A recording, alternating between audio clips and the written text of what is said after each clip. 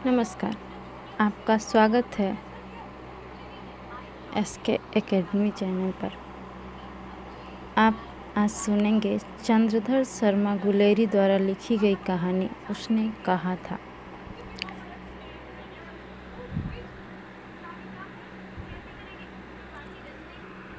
चंद्रधर शर्मा गुलेरी की कहानी उसने कहा था हिंदी साहित्य के एक अमर रचना है। यह कहानी प्रेम के एक अनोखे आयाम को उजागर करती है, जो किसी भी वादे या कसम के बंधन में रहते हुए अपने वादे को पूरा करता है। तो चलिए अब कहानी स्टार्ट करते हैं। अमृतसर के बाजार में चहल पहल है। बम बोरकाट वालों की मधुर बोली अन्य बड़े शहरों के इक्के गाड़ी वालों की बोली की तुलना में मिठास से भरी हुई है। प्राय बड़े बड़े शहरों की सड़कों पर दौड़ते हुए इक्के तांगों के घोड़े की पीठ कोचवानों द्वारा बरसाए जाने वाले घोड़ों से छिल जाती है। इक्के वाले कभी घोड़े की नानी से अपना निकट संबंध स्थिर करते हैं, कभी राह चलते पैदलों की असावधानी पर कोचवान आंखें दिखा देते हैं।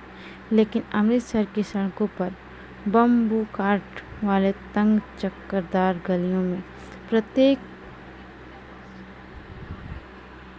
लड्डी वाले के लिए ठहर कर सबका समुद्र उमड़ाकर बच्चों खालसा जी, हटो भाई जी, ठहरना भाई, आने दो लाला जी, हटो बादशाह जैसे मधुर शब्दों का प्रयोग करते दिखाई देते हैं। उनके मुख से निकलने वाले जी और साहब शब्दों में इतनी मधुरता होती है कि पैदल चलने वाले स्वतः ही उनके लिए रास्ता छोड़ देते हैं। यह बात नहीं है कि उनकी जीभ चलती ही नहीं, लेकिन मीठी छुरी की तरह महीन मार करती है। इन बम्बू काट वालों के बीच में होकर एक सिख लड़की चौक की एक दुकान पर आकर प्रथम बार मिलती है। लड़का अपने मामा के केस धोने के लिए दही लेने आया था और लड़की रसोई के लिए बढ़िया लेने आई थी। दोनों एक दूसरे के बारे में सामान्य जानकारियां प्राप्त करते हैं। लड़का लड़की से पूछता है, तेरा घर कहाँ है? ममरे में। और तेरा? माझे में। यहाँ कहाँ रहती है? अतर सिंह की बैठक में। वे मेरे मामा हैं। मैं भी मामा के यहाँ आया हूँ। उनका घर गुरु बाजार में है। अब दोनों सौदा लेकर दुकानदार से सौदा लेकर के दोनों साथ साथ चले। कुछ दूर जाकर लड़के ने मुस्कुरा कर पूछा, तेरी कुमड़ाई हो गई? इस पर लड़की कुछ आंखें चढ़ाकर धत कर भाग गई। लड़का मुंह देखता रह गया। दोनों में एक दूसरे के प्रति प्रेम बढ़ने लगा, क्योंकि वो प्रतिदिन उसी तरह से मिलते और कुछ बातें करते थे। तो इस तरह से उनके बीच धीरे धीरे प्रेम बढ़ने लगा। दोनों का किसी न किसी दुकान पर मिलना नित्य प्रतिदिन हो गया था। कभी सब्जी वाले के यहाँ तो कभी दूध वाले के यहाँ। प्राय दोनों मिलते ही रहते। लड़का लड़की से उसकी कुमड़ाई यानी सगाई के विषय में पूछता है। लड़की धत कहकर चली जाती है। एक दिन जब फिर लड़के ने वैसे ही हंसी में सुझाने के लिए पूछा तो लड़की अपना रेशमी सालू दिखाकर कह देती है कि हाँ हो गई, और इतना कहकर लड़की भाग जाती है। लड़का आशा के विपरीत यह उत्तर सुनकर भौचक्का रह जाता है। वह रास्ते में एक लड़की को मोरी में ढकेलता हुआ, छावड़ी वालों को ठोकर मारता हुआ, कुत्ते को पत्थर मारता हुआ, एक गोभी वाले में दूध उड़ेलता हुआ और नहाकर आती हुई वैष्णवी से टकराकर अंधे की उपाधि पाकर घर आ जाता है। इसके पश्चात दोनों एक दूसरे से बिछुड़ जाते हैं। उसके बाद वो काफ़ी समय तक नहीं मिलते हैं। इस तरह से बहुत वर्ष बीत जाता है। सिख बालक लहना सिंह जवान होकर फौज में दाखिल हो जाता है और तरक्की करते हुए जमादार बन जाता है। 25 वर्ष के पश्चात यानी 77 राइफल्स का जमादार लहना सिंह 7 दिन की छुट्टी लेकर एक ज़मीन के मुकदमे के संबंध में घर आता है, किंतु रेजिमेंट के अफसर की शीघ्र ही वापसी लौटने की चिट्ठी प्राप्त होती है। साथ ही सूबेदार हजारा सिंह की चिट्ठी भी मिलती है कि लौटते हुए हमारे घर होते हुए जाना, हम भी साथ चलेंगे। लहना सिंह सूबेदार के घर पहुंचता है। जब चलने लगा तब सूबेदार बेड़े में से निकल कर आता है और कहता है, लहना, सूबेदार तुझको जानती है, बुलाती है जमीला। लहना सिंह अंदर पहुंचता है। वहां उसे ज्ञात होता है कि सूबेदारिनी वही लड़की है जो बचपन में अमृतसर में मिली थी और एक दिन यह पूछने पर कि तेरी कुमड़ाई हो गई, धत कल हो गई, देखते नहीं यह रेशमी बूटों वाला सालू, यह कहकर भाग गई थी। सूबेदारिनी लहना सिंह को याद दिलाते हुए कहती है कि एक दिन तांगे वाले का घोड़ा दही वाले की दुकान के पास बिगड़ गया था। तुमने उस दिन प्राण बचाए थे। आप घोड़े की लातों में चले गए थे और मुझे उठाकर दुकानदार के तख्ते पर खड़ा कर दिया था। तुम जानते हो कि तुम्हारे सूबेदार मेरे पति और बोधा सिंह मेरा पुत्र है। दोनों तुम्हारे साथ युद्ध में जाएंगे। तुमसे मेरी अंतिम प्रार्थना है कि जिस प्रकार तुमने मेरी रक्षा की थी उसी प्रकार संकट काल में इन दोनों की भी रक्षा करना। यह कहकर वह अंदर चली गई और लहना सिंह बाहर निकल आया। इधर फ्रांस और बेल्जियम के मैदान में जर्मनी से भयंकर युद्ध प्रारंभ हो जाता।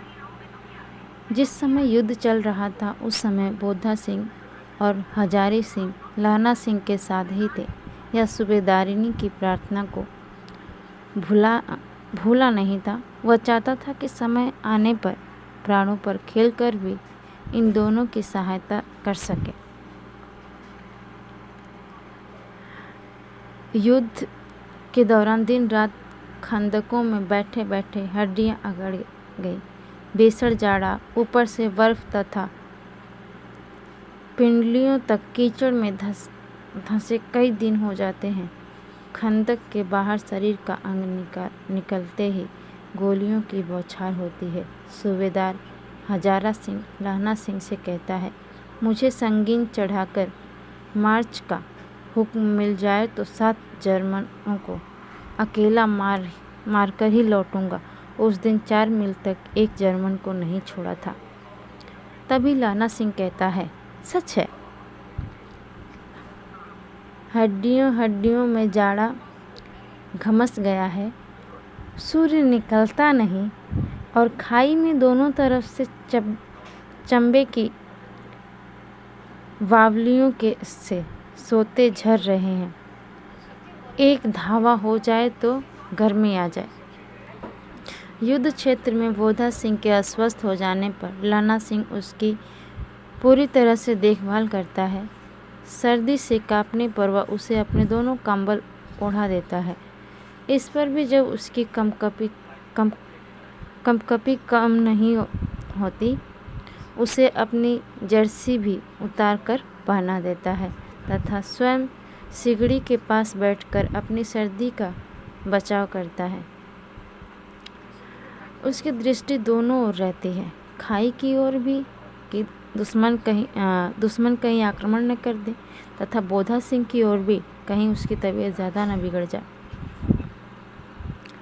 एक रात एक जर्मन लप्टन साहब की पोशाक पहनकर आकर सूबेदार हजारा सिंह को आदेश देकर धोखे से फौज की टुकड़ी सहित दूर भेज देता है। जब बोधा सिंह भी उनके साथ जाने को तैयार होता है तो लहना सिंह उसे रोक लेता है। सूबेदार उसे और उसकी देखभाल के लिए लहना सिंह को कुछ साथियों सहित छोड़ देता है। लेफ्टिनेंट साहब की पोशाक पहनकर आगे भेषधारी जर्मन मुंह फेर कर खड़ा हो जाता है और सिगरेट सुलगाने लगता है। वह हाथ बढ़ाकर लहना को भी सिगरेट देता है। तभी सिगड़ी के उजाले में उसका मुंह देखकर लहना पहचान जाता है कि यह उसका अफसर नहीं है, बल्कि लेफ्टिनेंट साहब की पोशाक में कोई जर्मन धोखा देने आया है। अपनी प्रत्युत्पन्न गति से वह दिया सलाई लाने का बहाना कर खाई में घुसता है और बुद्धिमत्ता एवं बहादुरी के साथ खाई की दीवार से चिपक कर खड़ा हो जैसे खड़ा हो जाता है। वह उसको गुप्त तरीके से खाई में 3 वग लगाते हुए देख लेता है। उस वेशधारी को दिया सलाई से उन्हें सुलगाना चाहता है। लहना बिजली की तरह तुरंत अपनी उल्टी बंदूक को घुमाकर जोरदार से उसकी कोहनी पर प्रहार कर उसे मूर्छित कर देता है। वह उसकी जेबों की तलाशी लेकर उसमें से 3-4 लिफाफे और एक डायरी निकालकर अपनी जेब में रख लेता है। वेशधारी जर्मन को पहचानते ही लहना वाजीरा सिंह को आदेश देता है कि हमारे साथ धोखा हुआ है। तुम पलटन के पैरों के निशान देखते देखते दौड़ कर जाओ और सूबेदार हजारी सिंह को वापस बुला लाओ, नहीं तो जर्मन उन पर धावा बोल देंगे। मैं यहाँ का मोर्चा संभालता हूँ। वाजीरा के यह कहने पर ही कि यहाँ पर भी तो तुम 8 ही हो, लहना उत्तर देता है, 8 नहीं 10 लाख। एक अकाली सिख 1.25 लाख के बराबर होता है। तुम तुरंत जाओ और सूबेदार को वापस बुला कर लाओ। लहना जर्मन द्वारा लाए गए 3 गोलों को निकालकर खाई के बाहर फेंक देता है। जब वेशधारी उस जर्मन की मूर्छा हटी, लहना सिंह हंसकर बोला, क्यों पलटन साहब, मिजाज कैसा है? लहना एक चूक कर देता है। वह तलाशी लेते समय उसकी पतलून की तलाशी नहीं लेता है। तभी जर्मन अपनी जेब में रखी पिस्तौल से लहना सिंह पर गोली चला देता है, जो उसकी जांघ में लगती है। इधर लहना सिंह 2 फायर कर जर्मन साहब को मौत की नींद सुला देता है। लहना अपना साफा फाड़कर घाव पर कसकर पट्टियां बांध लेता है, जिससे खून निकलना बंद हो जाता है। इतने में 70 जर्मन चिल्लाकर खाई में घुस पड़ते हैं। लहना सिंह अपने साथियों के साथ उनका जमकर मुकाबला करता है। तभी पीछे सूबेदार हजारा सिंह अपने साथियों सहित धड़ाधड़ गोलियां चलाते हुए आगे बढ़ता है। ऐन मौके पर जर्मन दल 2 चक्की के पाटों के बीच फंस जाता है। इस मुकाबले में 63 जर्मन सैनिक मारे जाते या फरार रहे होते हैं। सिखों में से 15 को वीर गति प्राप्त होती है। इस प्रकार लहना सिंह की प्रत्युत्पन्न बुद्धि से खाई की रक्षा हो जाती है और पूरी सैनिक टुकड़ी भी नष्ट होने से बच जाती है। लहना सिंह की पसली में भी एक गोली लगती है, लेकिन लहना सिंह किसी को भी इसकी खबर नहीं लगने देता कि दूसरा घाव भारी घाव है। इस प्रकार लहना सिंह मर्माहत रूप से घायल होकर भी सूबेदार और उनके पुत्र बोधा सिंह के प्राणों की रक्षा करता है। 1.5 घंटे बाद बीमारियों एवं घायलों को लेने के लिए 2 गाड़ियां आती हैं। लहना सिंह सूबेदार व उनके पुत्र बोधा सिंह को गाड़ी में बैठा कर जाने के लिए कहता है। सूबेदार लहना को छोड़कर जाने से इनकार करता है, तो वह उन्हें बोधा व सूबेदारिनी की सौगंध देकर जाने को मजबूर कर देता है। चलते समय वह सूबेदार हजारा सिंह से कहता है कि सूबेदारिनी होरा को मेरी ओर से मत्था टेकना कहना कि मुझसे जो उसने कहा था वह मैंने कर दिया। गाड़ी के चले जाने के बाद लहना लेट जाता है। वह अपना कमरबंद खुलवा देता है, जो खून से तर हो जाता है। फिर वह पूर्व की स्मृति में खो जाता है। वह अपने बचपन के प्रेम से लेकर सूबेदारनी द्वारा कहे गए शब्दों को याद करने लगता है। वजीरा सिंह की गोद में सिर रखे बार बार पानी पीते हुए लाना सिंह के प्राण पखेरु उड़ जाते हैं। इस प्रकार वह अपना बलिदान देकर उस वचन को पूरा करता है जो उसने सूबेदारनी यानी कि बचपन की परिचित बालिका को दिया था। इसी के साथ कहानी समाप्त हो जाती है। इस प्रकार यहाँ कहानी के शीर्षक उसने कहा था कि सार्थकता भी स्पष्ट हो जाती है।